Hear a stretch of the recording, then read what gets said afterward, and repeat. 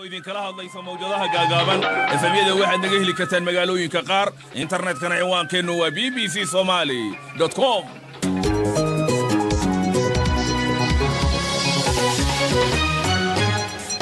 subax wanaagsan khiyaartana dhegaysanaysa Afrikada bari saacadu waa 7 aroornimo oo gow ah waxaan ahay Cabdirasaaq Xaaji Catoosh qodobada barnaamijkan idinkugu hayana waxa kamid ah dalka Jamhuuriyadda Dimuqraadiga ee Kongo oo laga dayrinayo nafaqa darro xoogan oo carruurta haysata duqaynta Mareykanka uu Soomaaliya ka wado xal ma u tahay dagaalka al-shabaab lagula jiro boosaaso waxa la burburinaya dhismooyinka cooshadaha ah ee dariiqyada ka dhisan dadku sidee bay arrinkani u arkaan طبعا دولته wado anigu inay fiican tahay baan arkaa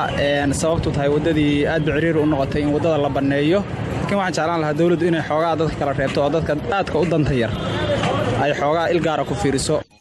gabar reer goday ah oo ka sheekeynaysa farqiga gudniinka fircooniga iyo kan sunniga u dhaxeeya